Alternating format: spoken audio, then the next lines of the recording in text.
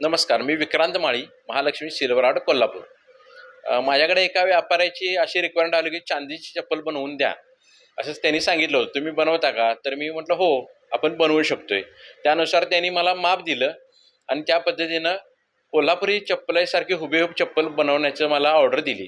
त्यानंतर मी मार्केटमधून कोल्हापुरी चप्पल पहिल्यांदा चांदीची कधीच केली नव्हती. त्यामुळे मी कोल्हापुरी चप्पल पहिल्यांदा विकत घेतली चमड्याची. त्याचा अभ्यास केला, ते कशा प्रकारे त्याची रचना आहे, त्याला डिझाईन्स कशा-कशा प्रकारचे असतात, त्याचा अभ्यास करून त्यानं जसे चमड्याचे पार्ट असतात तसे मी चांदीचे पार्ट बनवले चप्पलाचे आणि त्यानुसार जोडून ही चप्पल मी तयार केली. साधारण 8 ते 10 दिवस लागले मला चप्पल करण्यासाठी.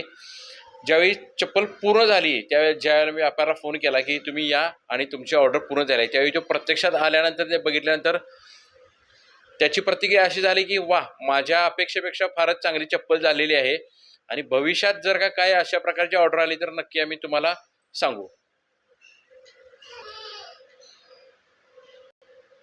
आपल्या महाराष्ट्रामध्ये अधिक महिन्यात जावयाला वाण देण्याची एक प्रथा आहे आणि त्याच संदर्भात ही चप्पल बनवायची असं मला त्यांनी सांगितलं होतं. म्हणजे त्या सासरेबुवांनी जावयाला गिफ्ट द्यायची आहे आणि त्या पद्धतीने तुम्ही बनवा.